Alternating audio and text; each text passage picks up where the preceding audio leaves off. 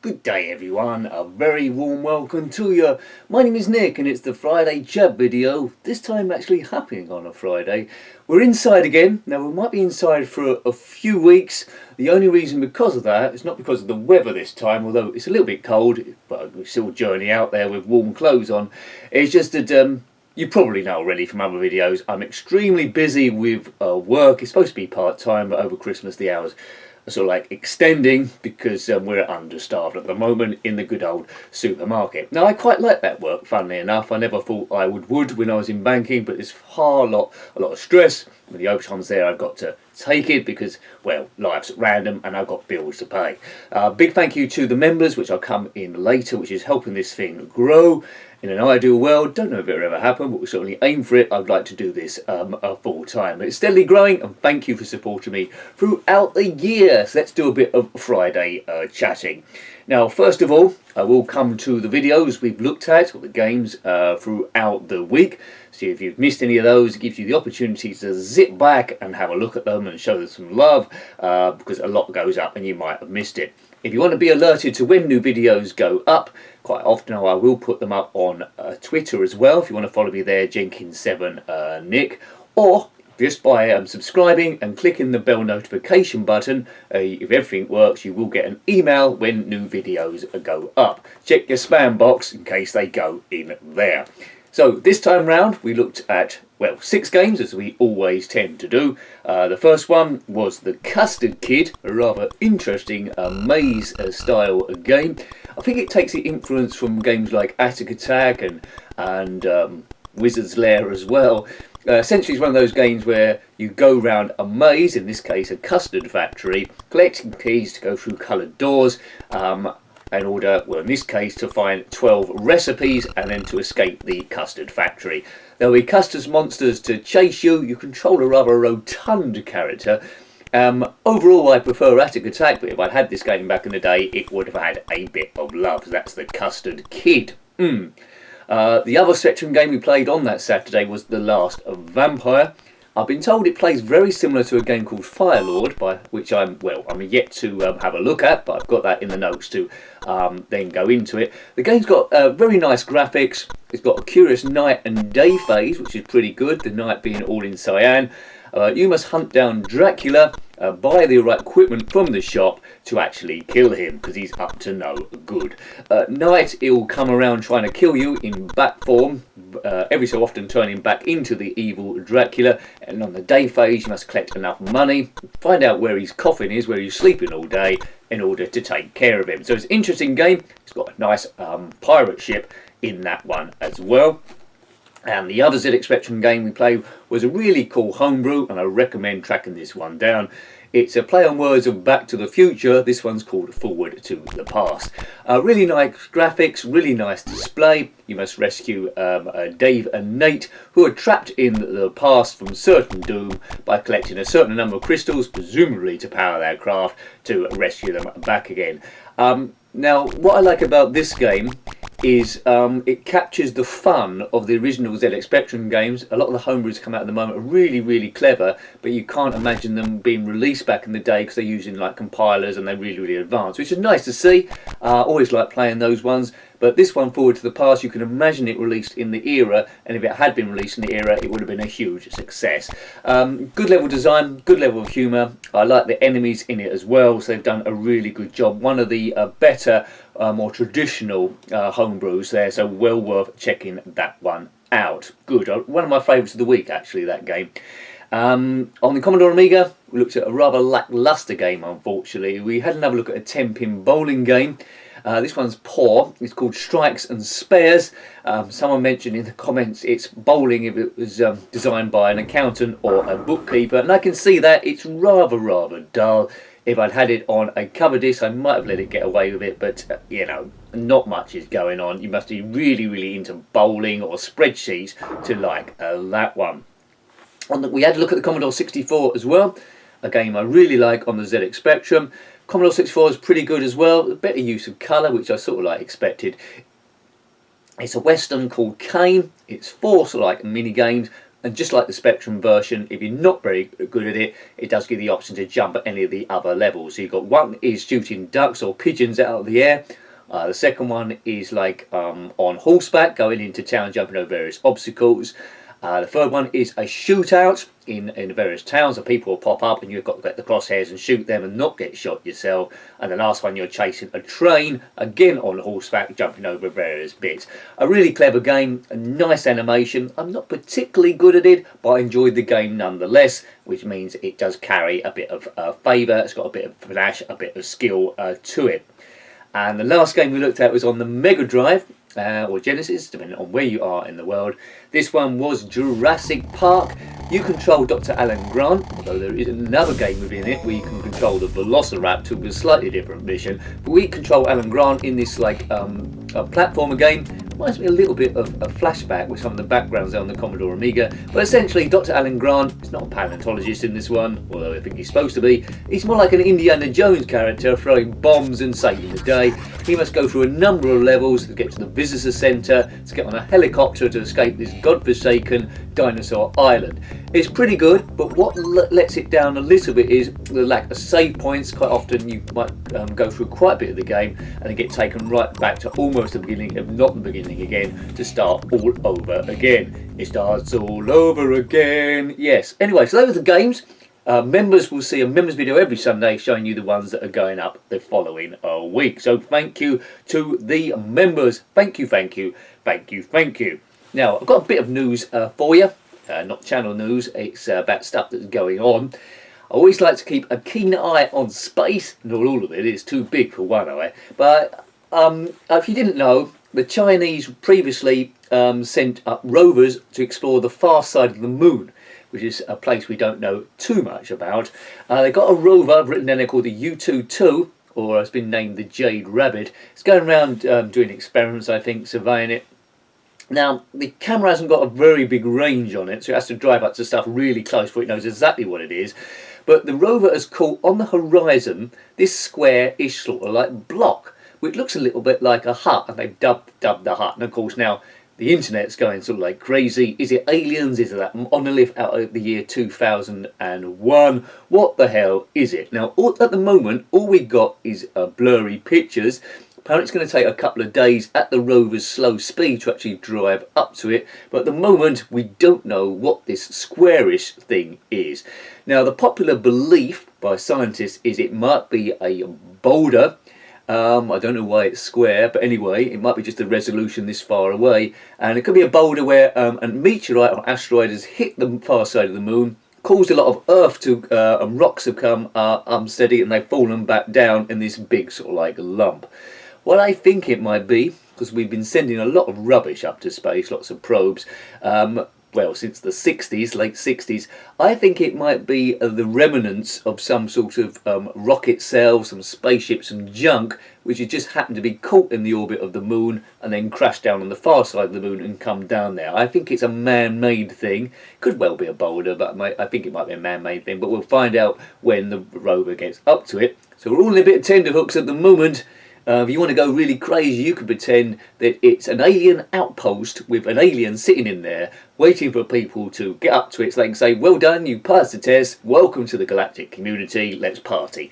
What do you think that might be? I mean, it's quite a blurry picture. We'll get updates, but we don't want to be let down that it's a boulder. I think it's space junk. The extremists think it's space aliens in a special sort of like a surveillance hut. But what do you think about it? Let me know in the comment section below. What has you two found? Now, some people are thinking it's a hoax because whenever you get hoaxes like the UFOs, you get like blurry pictures and stuff. And this picture sure is blurry. People trying to say, surely you got high resolution pictures being that far away because you're only 80 feet. But I think it's to do with the curvature of the moon as well. So I presume this Chinese rover's got high-tech cameras. What's going on there? It would be a pretty alarming hoax, but it looks like boulder territory or junk or something in that description. Okay, so let me know what you think about that. The only other news I've sort of like got is the Formula 1. Quite often you get a boring season, but this one's really heating up because Lewis Hamilton's won the World Championship 7 times. He hasn't really had much competition of late, but this year's completely different. Now he's got Verstappen, Max Verstappen there, who's going to try and win things at all costs, even breaking the rules, it would seem, to try and win it. There had a number of collisions. The last race in Saudi Arabia was absolutely crazy. The number of red flags and stoppages, and Hamilton going back into Verstappen. Verstappen seemingly driving Hamilton off the road because he's got the slightly slower car at the moment. But where we are at the moment, we've got one race left in Abu Dhabi, Yas Marina, quite a tight circuit, and they're both on the same points. They're both on to fight all the odds, both on 369.5 points. Now, what were the odds of that? Verstappen has won one more race than Hamilton, so if they were both to crash off, Verstappen will be declared the world champion due to he's won more races. Now, will that happen with Verstappen's determination to win at all costs, even if they crash? I don't think this story's over. I think it's going to be an unfair race. We've got situations where Mercedes and Red Bull are trying to negotiate situations, penalties with the stewards. Something's going to happen in this race. It's going to be really exciting. I favour Hamilton is going to be victorious, to be 8 world champions, the most ever, overtaking Michael Schumacher. But it's so unpredictable. Verstappen could try and crash him off, not saying he's going to. But it depends what car's the fastest. You know, whenever cars collide into each other, you can get innocuous damage, have to change a wing, and that'll be game over there. So who do you think is going to be the Formula 1 World Champion? I think Hamilton, but could go either way, essentially. I mean, what would be interesting is they both crash into each other early on, and they're trying to fight their way up through the field to get 1 point, or trying to get fastest, they have to get 1 point to get 10th place in order to win the championship. It's going to be interesting. And you remember that time where Hamilton won his first World Championship, where Timo Glock was 30 seconds slow on the last lap. Hamilton went round, overtook him, and then won the championship narrowly from Felipe Massa. I think there's going to be lots of controversy with this, but I think Hamilton's going to be 8 times world champion rather than Max Verstappen gets his first world championship. Now, Hamilton hasn't got too many seasons left. I think there's going to be a crossover where Verstappen might start to dominate unless George Russell is really, really good in Mercedes from next year onwards, and Lando Norris, of course, and McLaren, who are on my team. So who do you think? Who do you think? So it's 2 things for you. Chinese rover, what is that obstacle on the far side of the moon? Verstappen, Hamilton, who's going to win that race? Okay, so thank you for watching the channel. As I say, it is busy times, but you know, I'll find the time to keep putting out the videos. I try and stay about 2 weeks ahead in the video production. So if anything sort of like happens, I've got like a fail safe. Sometimes it goes right low, but then we can expand it again there. And it's all big thank you that keep me going, keep my incentive going, to the members. If you're a subscriber, thank you for subscribing. If you watch a lot of the videos, then thank you. That helps with watch time to push it up. But what's most powerful to the channel for its continuation is the memberships. I appreciate everyone on all tiers of this, but if you're on the 2nd tier and above, I will give you a shout out. So thank you there. 2 seconds. I'll do a bit of an edit. I think something's a bit missing here. Then we'll do the shout-outs. Hooray! You won't notice, though, but you will, because I've just told you. Well, that was pretty smooth. I think there was an error with the camera, and something wasn't written down here. I might be slightly different in the frame, but, you know, that's the power of editing on this channel. Thank you very much. So thank you to all the members. It's really helping this thing go. As I say, all tiers are... I love you for that. It's not compulsory by any means. You can still watch the videos, but you get access to the members the members section. If you can afford the first tier, put enough people on that, then the dream starts becoming a reality. So big thank you this time to Greyholt2. Thank you, Greyholt2, for all your help throughout the year, and like everyone on here to say massive thank you. Big thanks to David B73. Thank you, David. Dogs as well. Big thank you to Obed Brinkman. Thank you, Obed.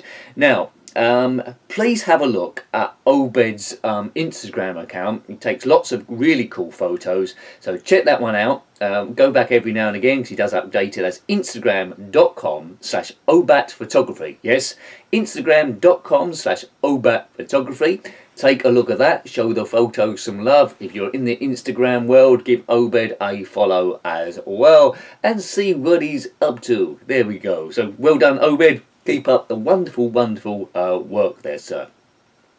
Big thank you to Pete James and also Jason Arnott's terrifying House of Obsession. If that was a real house, I'd definitely go. So thank you, Jason. Big thank you to GTB Films, David Harakawa, a guy who makes really good models, really active on Twitter, so check him out there, see what he's designing. Big thanks to Neil Barrett, so thank you, Neil. Ratty and Malad1, thank you everyone. Arzone 1255, thank you. A big hello to Alf Fairweather and Poppy the Cat, thank you Alf. Also Torquemada, thank you there sir, and Jason Smith. Thanks guys, really appreciated. A big hello and thank you to Nick ES. I know you catch some of the live streams when you can. Also Claire Johnson. Thank you Claire. I hope things are good coming up to the Christmas run. Well, we're in the Christmas run now, aren't we?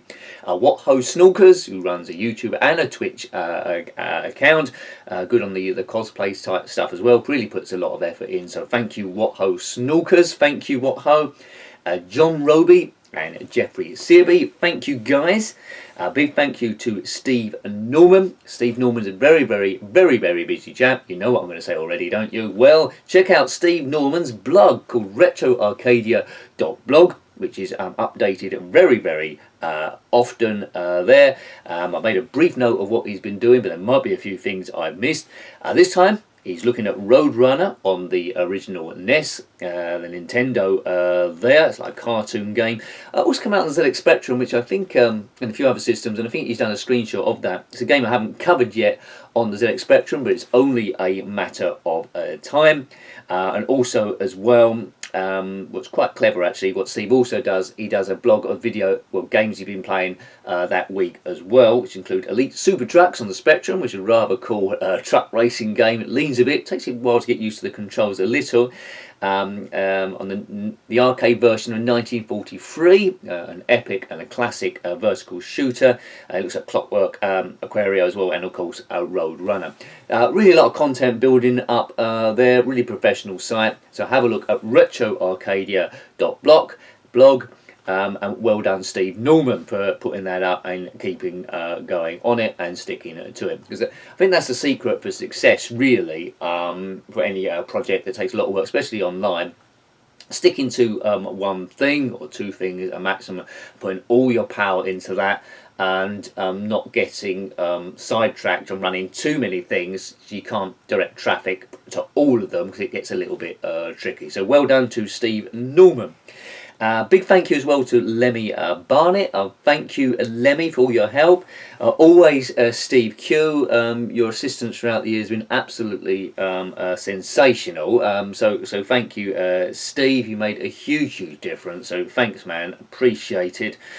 Big thanks to Phil Hill. Thank you, Phil. The amazing Chono Baggy. Well done, Chono. Thank you for all your help as well. Jason Holmes. And a big hello also, big thanks to Tom Man Centuria. Thank you for your support these few months as well, and the many months beforehand also. Thank you, sir. Much appreciated. There's a few of you, 7 of you on the upper tier. Hopefully that grows, but thank you for your big help there. First of all is Rossi Bossy.